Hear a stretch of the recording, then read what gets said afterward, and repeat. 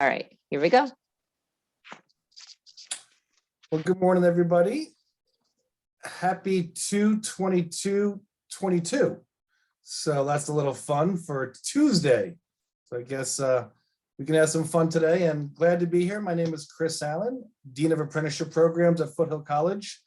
I'm going to take the next 30 minutes to kind of give you a brief overview of apprenticeship and really talk about this alternative pathway in education as you move through education and kind of decide what maybe your career goals or what maybe the best pathway for you would be as you think about next steps. So again, my name is Chris Allen. I work with a colleague, Fong Tran, our senior program coordinator, and we both work at Foothill College here in the Bay Area. So some of this presentation will be specific to Foothill College, but really I'm going to keep it from a general overview of what is apprenticeship and how do you apply for apprenticeship and why would you consider apprenticeship to be maybe a pathway for you. So kind of just get into the start of the presentation here and just kind of your textbook definition, what an apprenticeship program is. And here in the state of California, it is the most comprehensive apprenticeship program in the country. And registered apprenticeship programs specifically, if you just read the definition out of the textbook here, a system of training that trains a worker to become skilled in a particular trade. It combines on-the-job training with classroom learning with full-time employment. And I really want to underscore that full-time employment of what apprenticeship is, right? So that's a big piece. That's the heart of what the apprenticeship pathway is. And really kind of what you learn on the job is also what you're learning in the classroom. And that's going on concurrently as you move through your apprenticeship, right? So sometimes apprenticeships are kind of, it's easy to think about construction, right? So a lot of construction trades are apprenticeship programs. In fact, here in California, the building trades, what we call the construction industry and apprenticeship land, has 80% of registered apprenticeships in California. They really have the model. They've been doing it over for 100 years. And really, this apprenticeship model is in partnership with a local education agency, which typically is a college, Foothill College, where Fong and I work, and DAS, Division of Apprenticeship Standards. And in collaboration with the training center, all three entities are working towards sustaining the apprenticeship pathway for that specific trade, right? And then we'll get into kind of what Foothill College is doing. And we think about apprenticeship, not just about construction, but other industries and workforce development, which has been really, really popular the last 3 to 4 years here in California. And we call those non-traditional apprenticeships, new and innovative, where this model, what they do in construction now is being in other industries, implemented in other industries. So that's kind of a quick overview. And we talked about California is the apprenticeship powerhouse. It is the most comprehensive program, most comprehensive apprenticeship programs in the country with over 96,000 registered apprentices, about 36,000 participating employers, 1,300 training programs statewide, 300 active educational institutions, and 8,000 state apprentice graduates annually, right? So just some really straightforward facts for you to talk about what California and apprenticeship looks like. Here at Foothill College, we are in partnership with 8 program sponsors. And really what you'll see down the list here, these are what we call our hard trades, our construction partners, our building trades, if you will, and kind of just breaks down the county where each training center is located. So I think a good way to look at this is that each one of these trades have specific training centers. So our sheet metal building partner has 4 training centers throughout the Bay Area. Our electrical, we work with the San Francisco Electrical Union, Local 6, as well here Santa Clara JETC, Local 332. Plumbing technology, we have multiple centers from Santa Clara, Monterey to San Mateo. HVAC and steam fitting, also within the plumbing industry. Sound and communication, which is lo-fi, fiber optic type cabling for the sound and communication industry, and a culinary apprenticeship at a local training center here in San Jose. So each of these trades have specific training centers. So out of the 8 program sponsors, there's 13 training centers all around the Bay Area. And Foothill College is in partnership with all of them. We'll tell you how we are in partnership with all of them. Some colleges, and I did look at San Diego City, Mesa College does have some apprenticeship programs, right? So here at Foothill College, when our students and our apprentices go through their apprenticeship program, they're also eligible for a certificate of achievements from Foothill College. As well, some of the programs have an Associates of Science degree if the student wanted to continue on to get their associate degree in their field of study, and specifically the trade here, right? So in yellow, you will find the plumbing technology, the HVAC mechanical services, steam fitting, and the sheet metal building trades all have what we call associate pathways. Really provides opportunity for students to continue on their education and not just stop at the apprenticeship program. This is pretty unique for California. Foothill College is a leader here in the sense of building out these pathways. But I do see some apprenticeship programs in San Diego and all around the state that also has similar pathways as well. So it'd be a good idea to look at your local colleges where you are and really take the time to kind of explore what apprenticeships they have, and then also what certificates and associate degrees that might come along with those apprenticeships. So what we do, Foothill College, it is required for each apprenticeship program to work with a local education agency, and we approve all the curriculum. So we work closely with the training center, and we ensure all the curriculum is credit bearing. So you get college credit as you go through your apprenticeship. And then of course, we provide the certificate of achievement or associate's degree amongst completion of the apprenticeship. We build all the schedules, we track all the hours, we ensure that we have all the allocation of the funding, and that can pass any audit, and et cetera. And then we also attend a lot of the local meetings and act as technical advisors, as well as provide clarification regarding any education questions that they have. And what we have here also is RSI funding, related supplemental income. Each year, the state of California provides dollars for training centers to reimburse them for the training that they do for the apprentices and our students. And that's a whole other part of what we do, but it's an accountant responsibility that we have as the LEA. So kind of just some quick stats here. We hand out about 3.5 million to 8 apprenticeship program sponsors and track 535,000 positive attendance hours. Each apprentice who's in a seat receives X amount of dollars in return to the training center. And we have over 150 part-time apprenticeship instructors. So kind of a quick overview here, right? So kind of want to talk about what an apprenticeship does here for Foothill.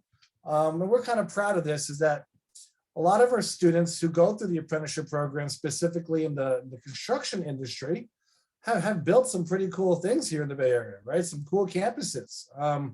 Facebook, Google, Levi Stadium here in Santa Clara County with the San Francisco 49ers, who almost made it to the Super Bowl but did not play. We're very sad about that.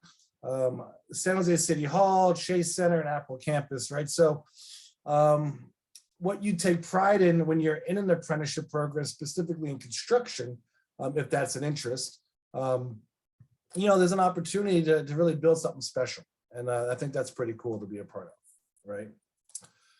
So I kind of want to slow down here and talk about eligibility. And, you know, the apprenticeship really is, you're working full time, right? So if you're someone like me that likes to learn while you do, like I have to have my hands, I have to just be doing something rather than, you know, sitting in the classroom sometimes and just hearing it. I prefer doing it. And that's how I learn. And I think everybody learns differently, right? And so I think that's really important to really, when you think about maybe next steps is what has been successful so far, what is working for you, and then start to explore different opportunities out there, right? And so, you know, I speak about apprenticeship, and a lot of people talk about, you know, the college pathway. As much as I work for a college, I'm also sharing about another pathway that you can take that maybe isn't just a college pathway, right? So how do I get on this kind of apprenticeship pathway, if you will? Well, it's kind of straight across the board. The state of California requires you to be 18 years to start. And you do have to have your high school diploma or your HSC or your GED. Those are two requirements. Now you can start to apply at 17, but you wouldn't be able to get into the apprenticeship program until you're 18 years old. You have to have a valid driver's license. Typically, it's not a requirement, but it's highly expected because of the work.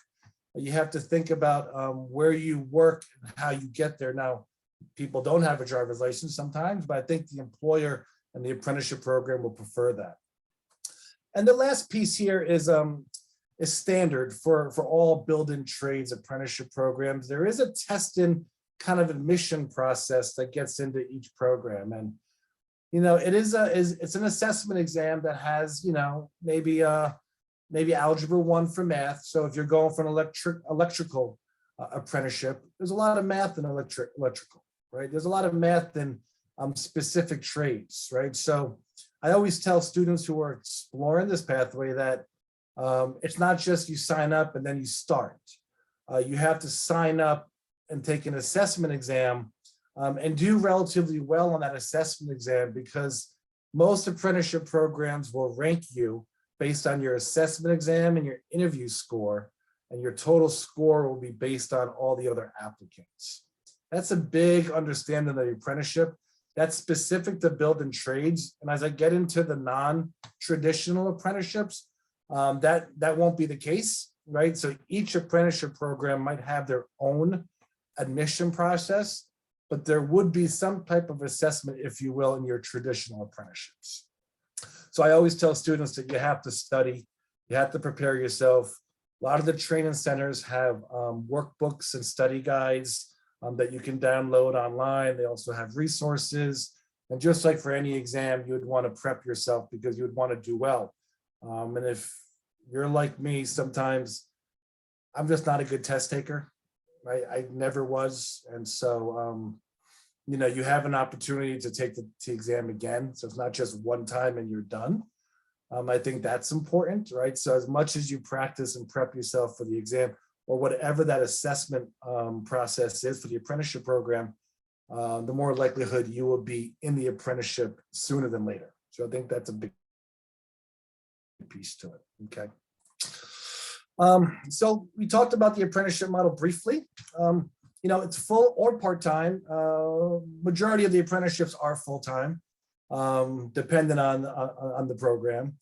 And that on-the-job training, right? So I'm gonna introduce, we have a new apprenticeship program at Foothill College in dental assistant, right? So our students, and I'm gonna get into this in a little bit.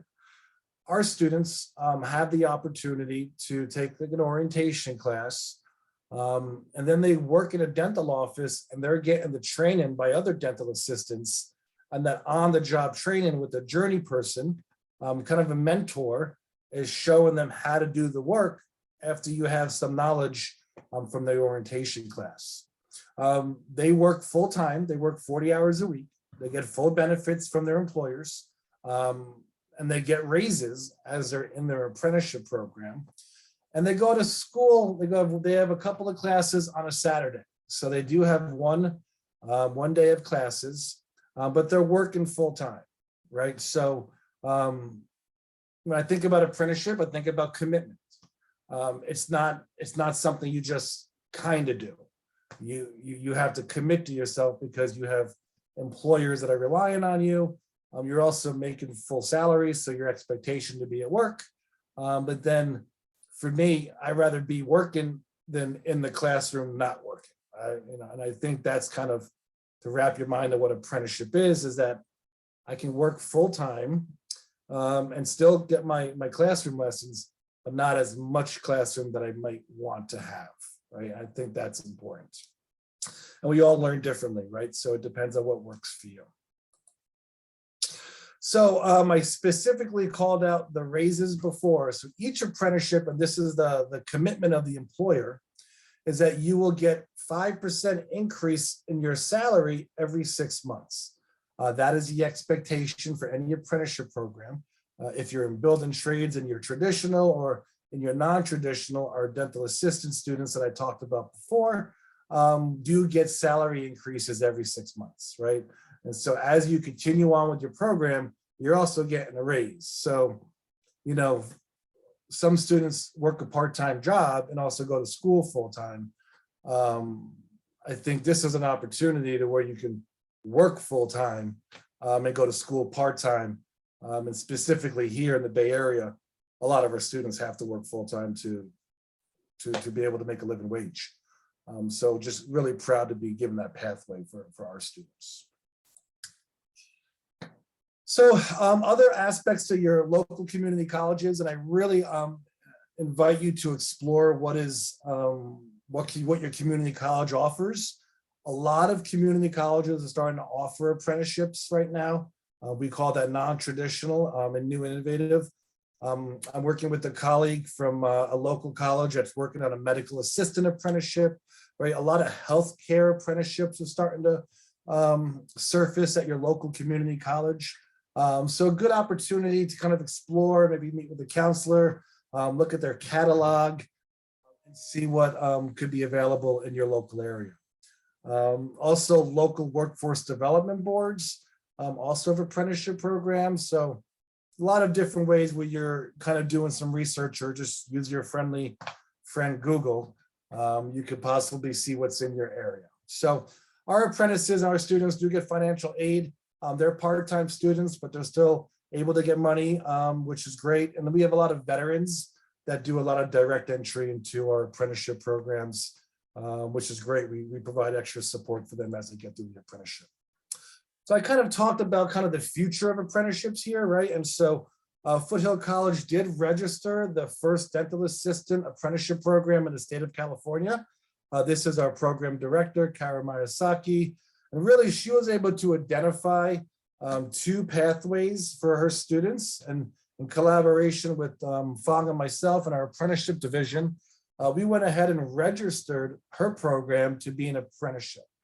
Where you'll see here on the left-hand side, and this is why I welcome you to explore other colleges in your area, is because we built out 2 different pathways for students, right? You have on your left-hand side, you have your traditional educational pathway. 10 months full-time student, you're in the classroom 4 days out of the week, kind of what you would expect from a traditional educational pathway. And then in the third bullet point here, you see there's an expectation of 300 hours of unpaid externship. Typically, all healthcare industry professions require you to have experience. They call those clinics, they can call them internships. And typically these are unpaid, and that works. And that's a very popular pathway for our students. It's been working for a lot of years. And about 2 years ago, we decided that, our students necessarily, some preferred to learn on the job. Some preferred to learn while they're working. And what can we do to provide that pathway for them? And here on the right-hand side, you would see the same exact pathway on the left. But the difference would be you only have class 1 day a week that I talked to before. And then the paid aspect, when you hear the word apprenticeship, it should signal the word paid. An apprenticeship is never unpaid. So that's very important as you consider if this may be a pathway for you, that paid status is important. And our apprentices do 2,000 hours in 15 months. So doing 40 hours a week, and they go to school 1 day out of the week.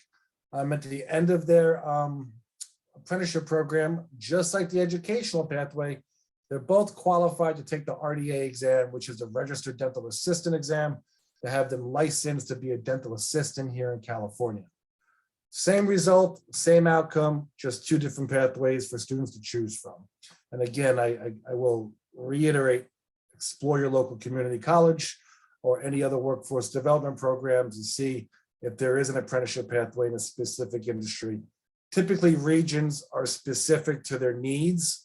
So you might have different pockets of apprenticeship pathways in different parts of the state, depending on the region's needs, right? So something to take in consideration as you move through. And again, multiple pathways for students, and kind of, I'm going to just focus here on the apprenticeship pathway to the right. You know, it's an innovative pathway to help students complete their program, kind of what I just spoke to before, same outcome as your educational pathway. Great for students who must work while going to school. Yeah, you know, some of us have to work while we go to school. And so this is a great opportunity for them to make full-time salary in their training field. So I think that's important. You know, and for me, I'm always looking at how to help out the community. I do work in a community college, so we hear the need from employers. And when we were working on our new and innovative apprenticeship, the dental assistant one, we didn't know there was such a shortage of dental assistants in the state of California. So we had about 65 employers sign up to be hosts for our apprentices. Now we only had 15 apprentices, so we wish we could have given all 65 employers an apprentice. So we're hoping that we're going to double our apprentices this upcoming academic year. So really addressing the shortage of dental assistants in California. The training program is well respected here in the region, and employers also get a pipeline of workers that are being trained at the local community college. It's just a win-win for the student and for the employer. So that's kind of where I just talked to, you know, any questions, but I know we're kind of just talking between all of us here. So I really want to open up the floor to our team regarding anything about apprenticeship that maybe I was too high level that you want to kind of drill down on, or if you think that was enough information, please let me know. I'm happy to answer any questions you have. Awesome. Thank you so much. I think it was great information. We do have a couple of attendees. So if anybody has any questions, feel free to use that Q&A function. But I just had a few questions. I really like that you were talking about the difference between the internships and the apprenticeships. Sorry, my printer is printing. And that the difference between the paid and the unpaid, and how students can really look into that. And what I think is really good information, and maybe you can kind of talk about this a little bit also, is that, you know, a lot of our students feel like they need to do the traditional college path to have any sort of a successful career, or a career that's going to provide them the lifestyle that they're hoping for. You know, they want the house or the car, and you know, just kind of touching on that these career paths will give them that same, you know, type of opportunity. There is training involved, but it's that job related training, as opposed to, you know, maybe you're not super strong in, you know, one area, you know, and you can kind of really focus on your job training. Yeah, you know, absolutely. And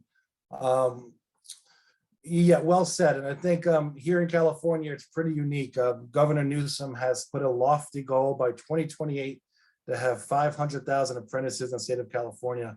But that goal is going to span over almost hit every industry here in the state of California. You know, an apprenticeship pathway runs parallel to your traditional college pathway. Both are leading you into a direction to what you would like to have that works for you, right? And so going through an apprenticeship, you know, we have apprentices that come out of their 5-year apprenticeship, and maybe I didn't speak about the length too much, but traditionally an apprenticeship's about 5 years. Some are 1 to 2 to 3 years, but literally you have about 3 to 5 years of training, of classwork, and you're making that full-time salary. That full-time salary, along with benefits and healthcare and pension and et cetera, depending on the industry, of course, is anywhere above 100 and 115,000 a year. With fringe, it give you 150, 160. So we've had students, you know, start at their apprenticeship.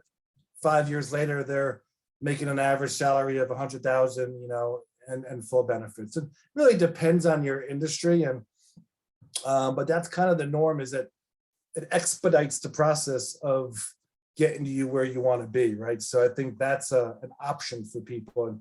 And I think apprenticeship is a word that you're going to hear a lot more as we move forward. Yeah, I think that's just awesome.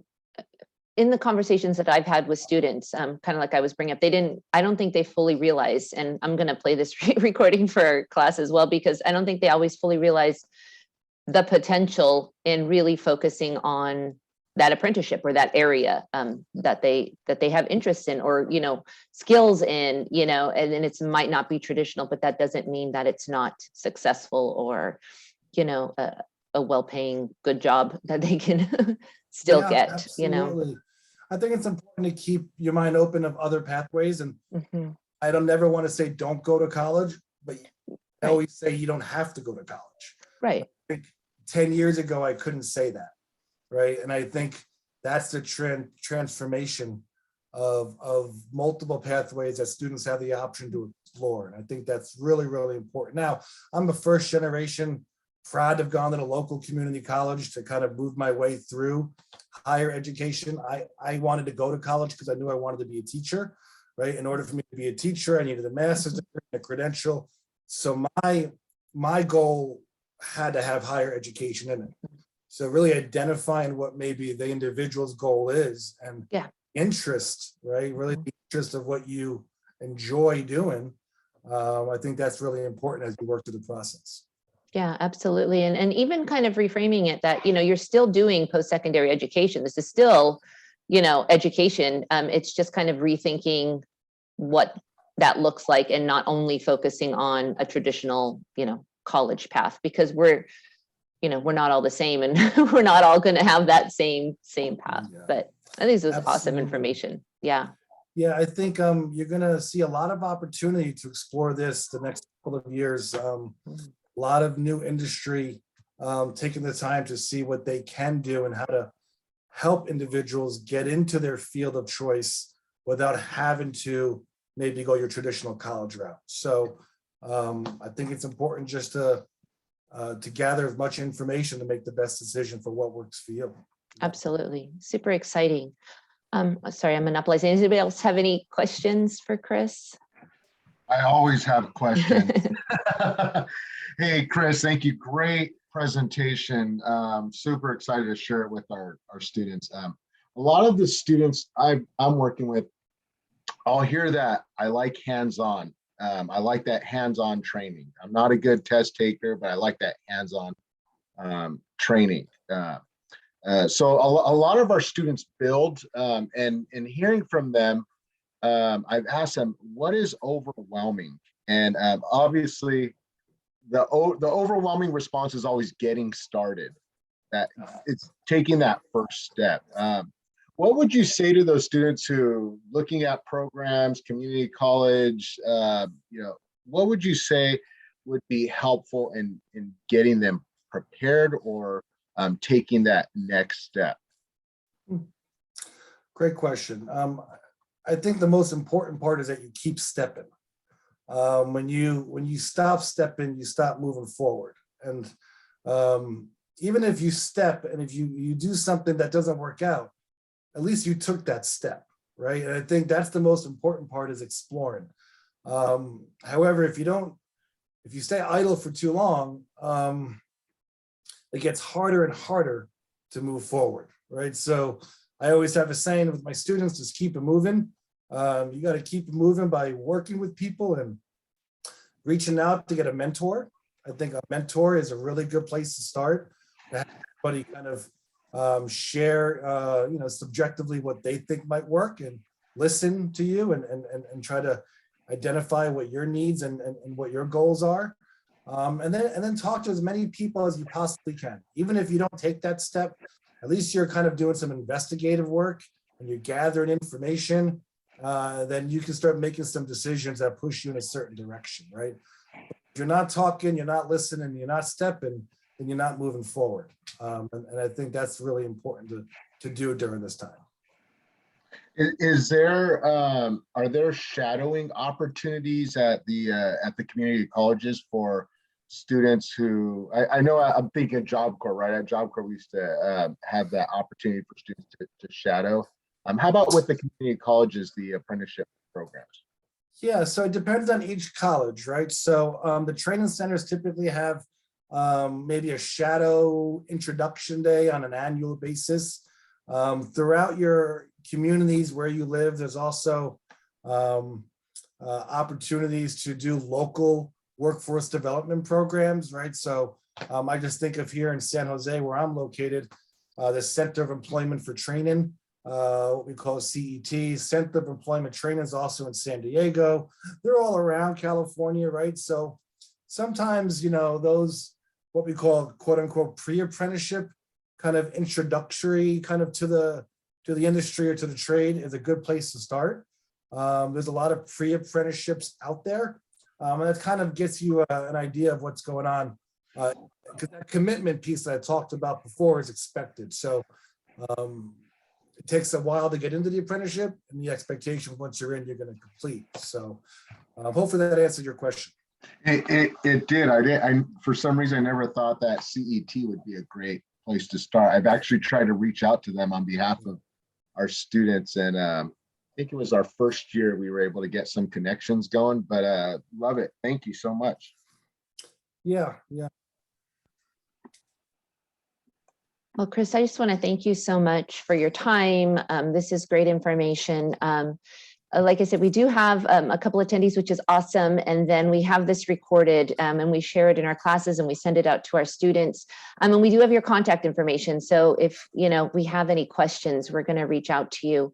We really appreciate this. I actually feel like maybe we can schedule you another time for our specific transition class, because I have about 5 students in my head right now who are probably still sleeping, but this would be exactly perfect for, and maybe we can schedule that time with you, because this is excellent information and a really great opportunity for a lot of our kiddos. Yeah.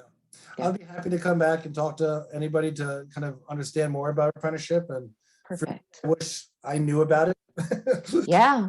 But again, I didn't, but I also knew that my goal was to go into education with required a college degree. So I think it's good just to be aware of it and then do that exploration during early on. So Absolutely. Yeah, I really didn't know how the colleges, like the local community colleges, linked with apprenticeship programs. So that was really interesting, really good information for us too. Great. Look forward to supporting you all in the future. And best of luck to your students as they work through their educational journeys here. Thank you so much. All right, I'm going to stop the recording.